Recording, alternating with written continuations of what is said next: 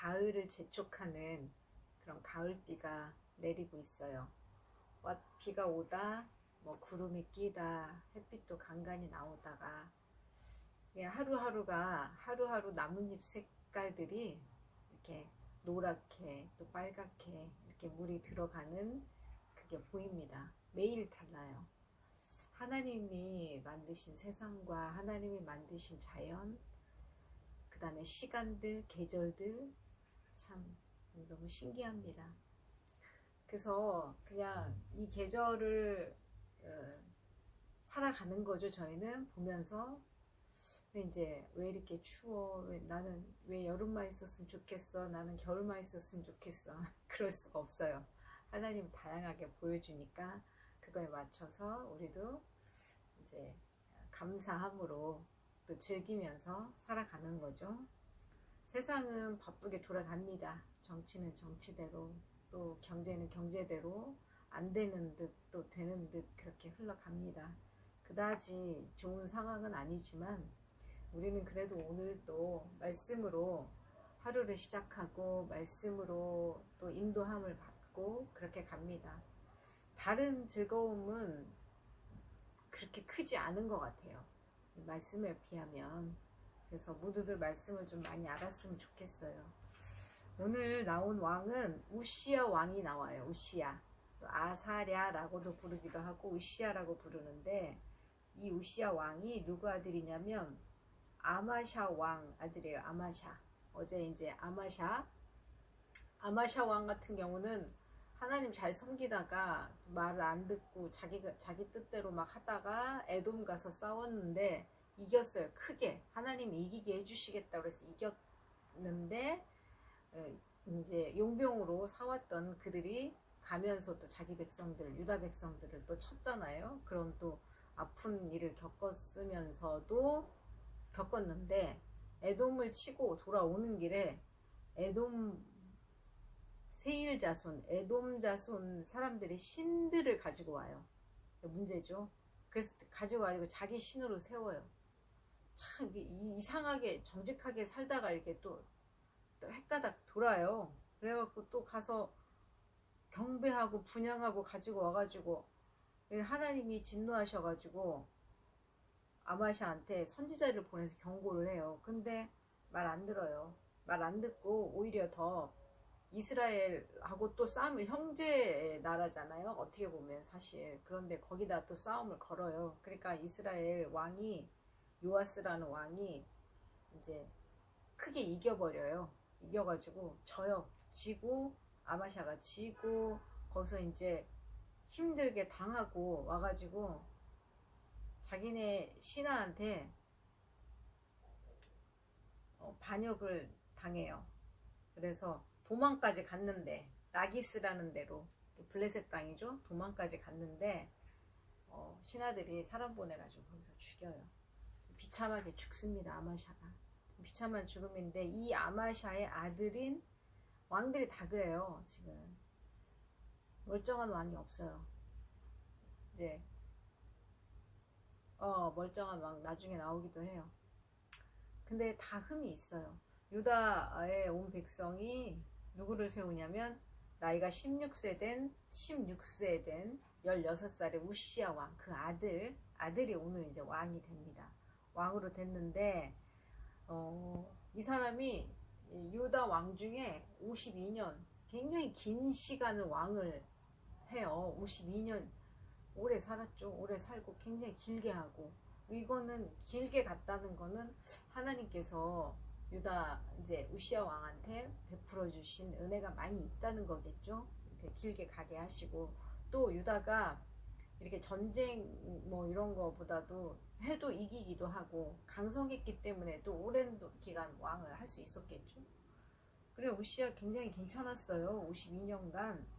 그때 이제 선지자가 스가랴 선지자, 이제 우리 스가랴서도 있죠. 거기서 하나님 말씀을 계속 전하고 같이 하나님 말씀 들으면서, 하나님께서 그때는 스가랴 선지자의 그 말씀, 하나님이 주시는 말씀을 우시야가 받으면서 같이 하나님 잘 섬기고 형통하게 하나님께서 해주셨대요. 해주셨는데 그때 이제 우시아가 어떤 형통함이 있냐면 블레셋 또 땅도 점령을 해서 거기서도 성읍을 건축하고 아라비아에서도 하고 마온 사람, 암몬 사람들은 조공을 바치고 엄청 강해져가지고 광야에까지 망대를 세우고 뭐 밭에 애굽이 있는 데까지 애굽에서도 굉장히 좋아했대요. 이렇게 부러워하고 그리고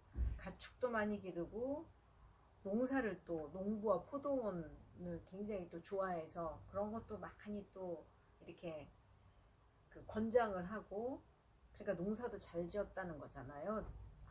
이왕 정말 괜찮았던 것 같아요. 잘 되는 거죠. 그냥 몇십 년 동안. 그 다음에 군사도 많아가지고 군사도 잘 이렇게 뭐 양성을 하고 뭐 큰 용사 그 다음에 건강하고 싸움에 능하고 왕을 도와서 적을 치는 자들이다 이렇게 막 나와요. 그래서 그들이 쓰는 무기 이런 것도 잘 이렇게 우시아가 준비했다고 합니다. 그래서 이제 굉장히 강성해진 거예요. 농사도 잘 돼, 뭐 그 이웃 나라들의 점령도 하지만 성읍도 튼튼하게 망대도 건축하고 방어도 튼튼하게 하고 나라도 뭐 태평성대예요. 하나님이 형통하게 해주셔가지고 그랬는데 16절에 역대하 26장 오늘 1절에서 23절까지예요. 그런데 16절에 보니까 그가 강성하여짐에 그의 마음이 교만하여 악을 행하여 아니나 다를까 어쩌면 좋아. 나 정말 왕들 계속 이렇게 하니까 속상해. 속상한데 우리도 그런 거 같지 않아? 우리도 잘 될 때는 잘 되고 뭐 이럴 땐 굉장히 교만하죠. 기분 좋아가지고 막 기마이 쓴다고 그래서 막 한턱 내기도 하고 뭐 나란 말이야 뭐 이러기도 하고 뭐 이런데 그 정도는 귀여운 건데 이 지금 우시아 같은 경우는 하나님께 범죄를 어떻게 했냐면 성전에 들어가서 향단에 분향을 하려고 했대요. 분향. 성전의 분향은 제사장만 할 수가 있게 하나님께서 명령을 하셨어요. 그건 다른 사람이 하면 안 된다. 네. 하나님 앞에 드리는 건 하나님이 정해주신 대로 해야 하나님이 이렇게 분향을 향기를 받으시는 거란 말이에요. 그런데 이제 안 되는데 제사장들이 안 된다고 이렇게 말을 했는데도 불구하고 하다가 탁 뒤돌았는데 이마에 나병이 탁 생기기 시작해버린 거예요. 그러니까 이거는 하나님의 명령을 어긴 거죠. 하나님을 어긴다는 거, 반역한다는 건 뭐 특히 성전에 들어가서 그때는 성전이 가장 크고 그 다음에 성스러운 장소고 그 다음에 누구도 그곳은 전쟁이 나도 성전은 건들지 않는 그런 장소인데 우시아는 자기가 가가지고 분향을 하겠다고. 그건 뭐냐면 내가 다 할 거라. 자기가 왕인데 하나님이 세워준 왕일 뿐인데 진짜 왕은 하나님이시고 제사장 역할까지도 하겠다는 거. 그럼 하나님 앞에 굉장히 교만한 거죠. 내가 다 해볼 거야. 하나님보다 위로 올라가고 싶은 생각이 있지도 않았을까? 있지 않았을까? 혹시 자기가 다 하겠다고. 하나님 말씀 안 들으니까 그런 것 같아요. 그래서 나병 환자가 돼가지고 안 고쳐줘요. 하나님이. 이게 너무 교만하니까 안 고쳐주고 별궁에 살았다고 합니다. 나병 환자니까 성전에서 나병이 생기니까 바로 쫓겨나고 별궁에 가갖고 거기서 살았다는 거예요. 우시아가 그의 조상들과 함께 누움에 그는 나병 환자라 왕들의 묘실에 접한 땅 곧 그 조상들의 곁에 장사하니라. 왕들의 묘실에도 못 들어간 52년을 그렇게 영광스럽게 이렇게 감사하고 기쁘게 강성하게 백성들도 그렇게 좋아했을 건데 훌륭한 왕이었겠죠. 그런데 마지막에 우리 교만하면 안 돼. 훌륭하게 갔는데 60, 70, 80까지 하나님께서 강성하게 해주셔서 무사히 잘 살아왔는데 교만해져가지고 자기가 모든 걸 다 결정하려고 하고 그쵸? 제사 드리는 거는 예수님이 하시는 일이잖아요.